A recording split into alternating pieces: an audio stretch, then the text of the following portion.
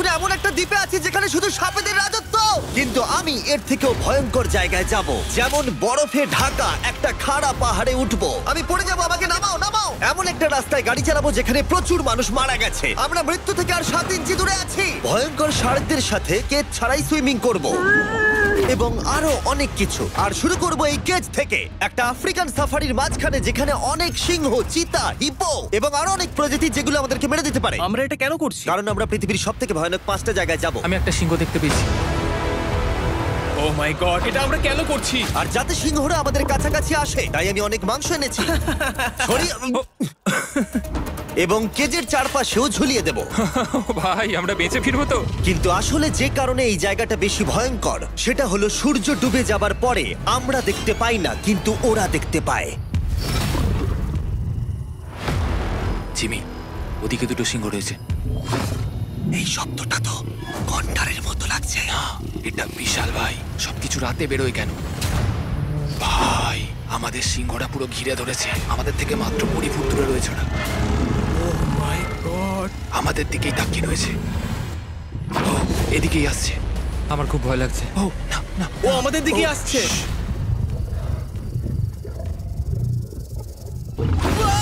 সিংহগুলো আমাদের চারপাশে ঘুরেই যাচ্ছিল। আমরা হয়তো এই ভিডিওটা করতে গিয়ে মারাই যাবো। আর এটা তো সবে শুরু, কারণ এই ভিডিওতে পরের জায়গাগুলো আগের জায়গার থেকে আরো অনেক বেশি ভয়ানক হতে চলেছে। শেষে থাকবে এমন একটা দ্বীপ যেটা সম্পূর্ণ বিষাক্ত সাপে ভরা। আর এবার আমরা আইস ক্লাইম্ব করব একটা বিশাল ভয়ানক ঠান্ডায় জমে যাওয়া জলপ্রপাতে।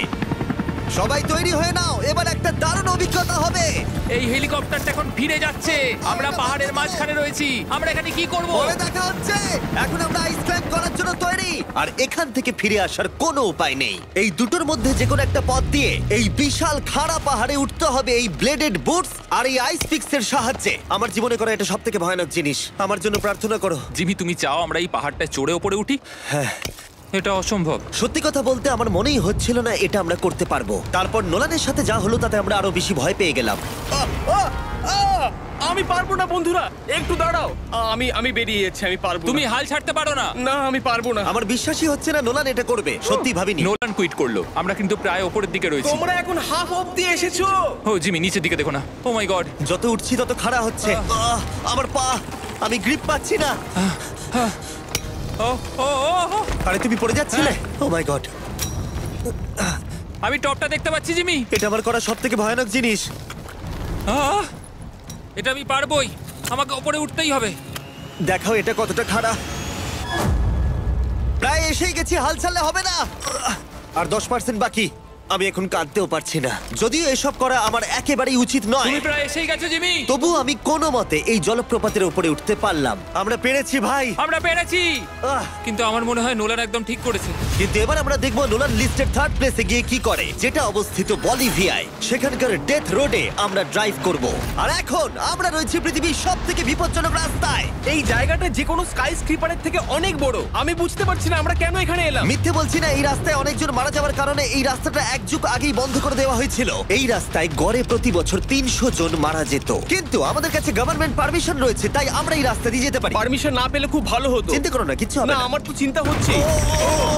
এবার বুঝতে পারছি কেন ডেথ রোড বলে। কিন্তু তুমি এমন চালাচ্ছ জানো এটা খুব সাধারণ রোড। দেখো তোমার জীবন আমার হাতে রয়েছে, তাই তুমি এরকম না, তোমার জীবন আমার হাতে রয়েছে। দেখো স্টিয়ারিংটা মনে হচ্ছে কেঁপে ট্রেন উঠলো। থেকে হাত সরিও না। আমরা এখন মৃত্যু থেকে মাত্র 7 ইঞ্চি দূরে আছি। আমরা খাদের খুব কাছে রয়েছি। সাবধানে সাবধানে সাবধানে। বলছো, ও কি মাই flash করছে? গড, আমার লাইফ ফ্ল্যাশ করছে, ফ্ল্যাশ করেই যাচ্ছে আচ্ছা, বারবার। আর যদি তোমরা ভাবো এটাই সবথেকে বিপজ্জনক, তাহলে বলে রাখি আমাদের রাস্তায় আরো 3টে বিপজ্জনক স্পট বাকি আছে। রাস্তা আস্তে আস্তে আরো সরু হয়ে যাচ্ছে। এই জায়গাটা কিন্তু খুব সাবধানে চালিও। Oh my God! দেখো ওই জায়গাটা টায়ার কিন্তু মাটিতে থাকবে না, দেখতে পাচ্ছো? হ্যাঁ, সেটা আমি দেখতে পাচ্ছি। ও মাই গড, দেখো খাদটা Oh, কতটা দাঁড়াও। গভীর। নোলান, তুমি কি একটু গাইড করতে পারবে? অবশ্যই, গাড়ি থেকে নামতে পারলে খুবই খুশি হব। ও দেখো পড়ে যেও না ভাই। এটা কি? একবার দেখো খাতটা কতটা গভীর। সত্যি অনেক গভীর। এখান থেকে একটা ওয়াটার হ্যাঁ, এখান থেকে আমাকে বার করো। ঠিক আছে। এটা তো পাগলামো ভাই। আমাদের গাড়িটা খাদের একেবারে কিনারায়। গাড়ির চাকা এই গভীর খাদের একদম পাশ দিয়ে যাচ্ছে। এটা পাগলামো। সাবধানে, এই জায়গাটা ঢালু রয়েছে আর খুব স্লিপও আছে। এগিয়ে এসো। নোলান, তুমি একেবারেই ডিরেকশন দিতে পারো না। আসলে আমি এখন চেষ্টা করছি গাড়ি থেকে বাইরে থাকার, অত ভালো ডিরেকশন আমি দিতে পারি না। তুমি ভিতরে ঢুকে পারো, কিচ্ছু পারছো না তুমি। ঠিক আছে। তাড়াতাড়ি বসো, এবার আমি স্পিড তুলবো। নোলান, তুমি কি জানো এই রাইডে কি করলে বেশি মজা হবে? কি?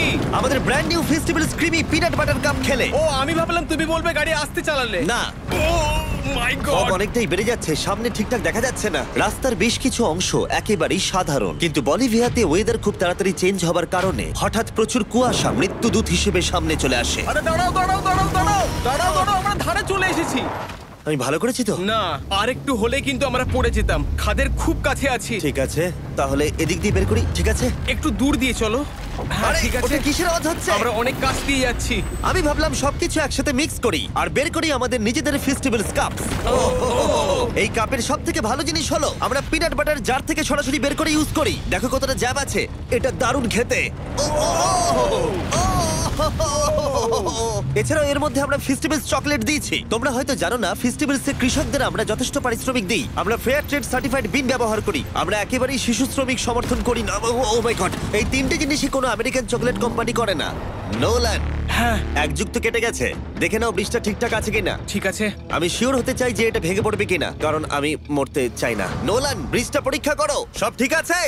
হ্যাঁ ঠিক আছে। বিগ চকলেট তাদের কৃষকদের মজুরি কম দেয় আর শিশুদের দিয়ে কাজ করায়। শুধুমাত্র পশ্চিম আফ্রিকাতেই লক্ষ লক্ষ শিশু শ্রমিক রয়েছে যারা কোকো ফার্মে কাজ করে। তাই তোমাদের এটা খাওয়া উচিত শুধুমাত্র স্বাদে দারুণ বলেই নয়, বরং চকলেট ইন্ডাস্ট্রিকে একটা বার্তা দেওয়ার জন্য। তোমাদের কৃষকদের যথেষ্ট পারিশ্রমিক দাও আর শিশু শ্রমিক প্রতিকার করো। এটা তো পাগলামো ভাই। আমরা ডেথ রোড সার্ভাইভ করলাম। এখন অবধি আমরা সার্ভাইভ করেছি, কিন্তু পরের বোনাস প্লেসে কার্ল আর নোলান শার্কে ঘেরা সমুদ্রের একেবারে মাঝখানে যাবে। আর কিছু কারণবশত জলে কেজের মধ্যে থাকবো না। হ্যাঁ, ইউজুয়ালি আমরা এটাই ব্যবহার করি, কিন্তু এবারে আর করব না। এখানকার শার্কগুলো অতর্কিতে আক্রমণের জন্য বিখ্যাত, আর এটাই এই জায়গাটাকে ইউএস এর সব থেকে বিপজ্জনক করে তুলেছে। বিশ্বাসই হচ্ছে না আমরা এটা করতে চলেছি। ও মাই গড, এগুলো তো অনেক বড় শার্ক। ও মাই গড। ভাই, আমরা এটা কেজ ছাড়া কেন করছি? ভাই, তোমার পেছনে পেছনে। ও মাই গড, এটা অনেক বড়। নোলান, এক্ষুনি ভাই, নামো। আমার ইচ্ছা করছে না, আমি যেতে চাই না। সত্যি আমি মরতে চাই না ভাই, মরতে চাই না। ও মাই গড, এটা তো অনেক বড়। ঠিক আছে ঠিক আছে ভাই, এই শার্কগুলো তো দ্বিগুণ বড়। আমি আর যাচ্ছি না, হয়ে গেছে। কিন্তু দ্বিতীয় বিপজ্জনক জায়গার কাছে এটা কিছুই নয়, যেটা অবস্থিত অ্যামাজন রেন ফরেস্টের একেবারে মাঝখানে। এখানকার সৌন্দর্য দেখে বোঝা যাবে না জায়গাটা কতটা বিপজ্জনক, কারণ কিছু মুহূর্তের মধ্যেই এই জায়গাটা এরকম থেকে এরকম হয়ে যেতে পারে।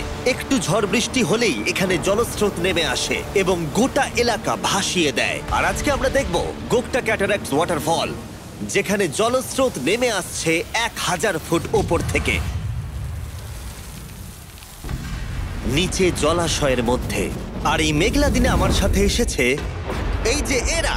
এ হলো হেজ, 70 দিন জঙ্গলে কাটিয়েছিল। এ হলো বেলি, যে কিউবে 100 দিন কাটিয়েছিল। আমরা এখন অনেক ভয়ঙ্কর জিনিস করতে চলেছি, যেখানে মৃত্যুর সম্ভাবনাও আছে।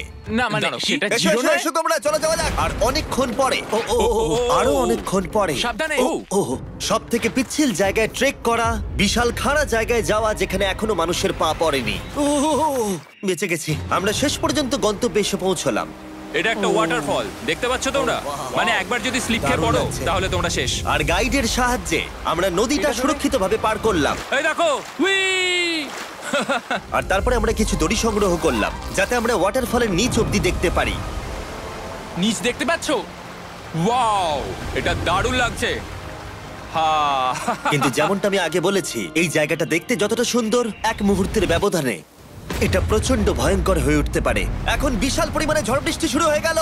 এই জন্যই এটাকে পৃথিবীর সব থেকে ডেঞ্জারাস প্লেস বলা হয়। এই ওয়াটারফলটা এখন আস্তে আস্তে অনেকটা ছড়িয়ে যাবে, অনেকটা জল বেড়ে যাবে, সবকিছু ভাসিয়ে দেবে। এখানে এখন জল অনেক বেড়ে যাবে আর আমাদের বেরোতে হবে। আমরা কি রোপগুলো ব্যবহার করে ওয়াটারফলের পাশ দিয়ে নিচে নামবো? না, একদমই নয়, এটা খুবই বাজে আইডিয়া জিম। আমরা এখন জঙ্গলের মাঝে ফেসে গেছি, এটা তো বাজে ব্যাপার।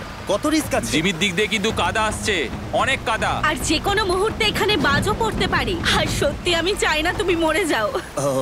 তাই আমাদের ইউটিউব ভিডিও এমার্জেন্সি অপারেশনে বদলে গেল।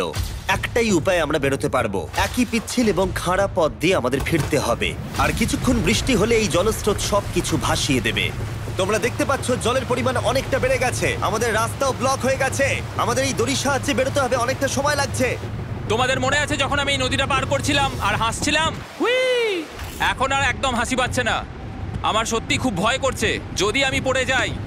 এই যে সেই ওয়াটারফল যেখানে আমি তলিয়ে যাব। জলের স্রোত দেখো, মানে দেখো, আমি মজা করছি না।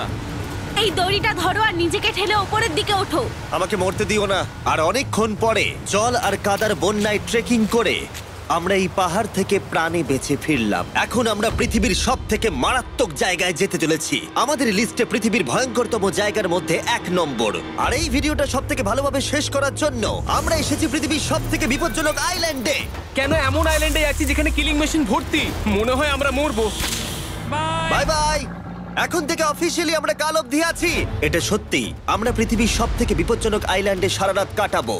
আর আমাদের প্রতি পদক্ষেপে থাকবে অজস্র সাপ। শুধুমাত্র স্পেশালাইজড পোশাক আমাদের বাঁচাবে এই সমস্ত ভয়াবহ বিষধর সাপের হাত থেকে। যে কোনো জায়গায় সাপ থাকতে পারে, তাই না? হ্যাঁ, জিমি, কি হবে যদি কোনো সাপ আমাদেরকে কামড়ে দেয়? বেসিক্যালি যেই বিষ তোমাদের রক্তে এসে মিশবে, তোমাদের স্কিনের কালার চেঞ্জ হয়ে যাবে আর 1 ঘন্টার মধ্যে তোমরা মারা যাবে। এটা খুবই ভয়ের বিষয় যে আমি যে কোনো সেকেন্ডে মরে যেতে পারি। এটা পাগলামো ভাই। গোটা আইল্যান্ডটা কিলিং মেশিন দিয়ে ভর্তি। এটা কিন্তু দারুণ ব্যাপার। ওপর থেকে কিন্তু দারুণ লাগছে জায়গাটা। তুমি এখান থেকে পড়ে গেলে কিন্তু মরে যাবে। হ্যাঁ, সেটা আমি জানি। সবাই খুব সতর্ক থেকো।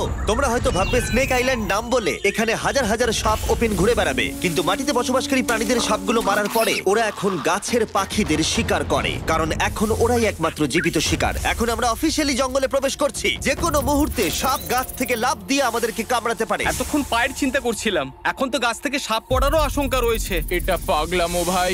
ও ও ও, এখানে একটা আছে, আমার মুখের সামনে ছিল। এই সমস্ত সাপেদের ধরে বিজ্ঞানীরা তাদের বিষ বের করবে, আর সেটা দিয়ে তারা অ্যান্টিভেনাম তৈরি করবে। দাঁড়া, ওটা বিষধর। হ্যাঁ, তার মানে ওটা আমায় কামড়ালে আমি মরে যাব? হ্যাঁ। ও, ও, ও, ও, ও! ভালো করে কিন্তু ধরে রাখবে। এটা একটা বাচ্চা। ও না না, এ তো হারিয়ে গেল। তুমি এটাকে ফেলে দিলে? না, পালিয়ে গেল। এটা পালিয়ে গেল। কিন্তু তুমি, মানুষটা সাপটাকে এমন ভাবে ফেললো যেন আমি আমার ফোন ফেলেছি। যত আমরা জঙ্গলের গভীরে ঢুকছি, ঝোপঝাড়গুলো খুব ঘন, আমি আমার সামনে 2 ফুটও দেখতে পারছি না। যে কোনো জায়গায় সাপ থাকতে পারে। আরো বেশি সাপ দেখতে পাচ্ছি। এখানে ও, একটা ও, ও। আর ওখানে একটা।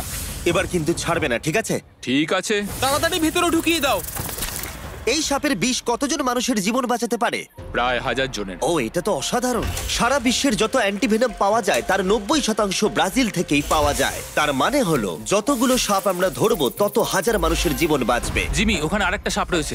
ও মাই গড, এটা তো বিশাল। আমরা অনেক খুঁজে পাচ্ছি, ওরা বাইরের দিকে তাই আসছে। দিনের বাকিটা সময় আমরা এই বিষাক্ত সাপগুলোকে ধরতে সাহায্য করলাম। এমনকি আমরা বিজ্ঞানীদের রিসার্চেও সাহায্য করলাম। দেখো, এই সাপটা মাটি থেকে 15 ফুট উপরে রয়েছে, আর সায়েন্টিস্টরা আমাদের গাছটাকে নাড়াতে বললো যাতে এটা নিচে পড়ে যায়। এই গাছগুলোর নিচে আমি কখনোই ক্যাম্পিং করব না। ও তো একটুও নড়ছে না। অনেকগুলো জীবন বাঁচাতে হলে আমাদের অ্যান্টিভেনাম দরকার। অন্ধকার ঘন হয়ে এলে আমরা সার্ভাইভ করার দিকে মন দিলাম। এবার ক্যাম্পিং এর সময়। ক্যাম্প সেটআপ হয়ে গেল, যদিও আমি সত্যিই জানি না এই ক্যাম্পগুলো স্নেক প্রুফ কিনা। আমরা এখন ঘুমোবো সাপেদের মাঝে, একটু ভয় লাগছে। এখন আমরা ঘুমোবো আর আশা করব আমাদের টেন্টে কোনো সাপ ঢুকে পড়বে না। খুবই ভয় লাগছে। আমি বাড়িতে গিয়ে শান্তিতে ঘুমোতে চাই। তাই আমাদের মনে একটাই চিন্তা ঘুরপাক খাচ্ছিল, যত তাড়াতাড়ি সম্ভব এখান থেকে বেরোতে হবে। আমি শুধু বাড়ি যেতে চাই। একটা বিশাল আইস মাউন্টেনে ওঠা থেকে শুরু করে এমন রাস্তায় ড্রাইভ করা যেখান থেকে 1000 ফুট নিচে পড়ে যাওয়ার সম্ভাবনা আছে, শার্কে ঘেরা সমুদ্রের মাঝে সাঁতার কাটা কোনো কেদ ছাড়াই, এবং সবার শেষে আমরা স্নেক আইল্যান্ড সার্ভাইভ করেছি এবং কেউ মরেনি। দেখার জন্য ধন্যবাদ। তোমরা আমার brand new festival creamy peanut butter cup খেও এই রিটেলার গুলোতে পাওয়া যাচ্ছে। আমি চকলেট ইন্ডাস্ট্রিকে একটা বার্তা দিতে চাই, চকলেটের উৎপাদনকে সুরক্ষিত করো।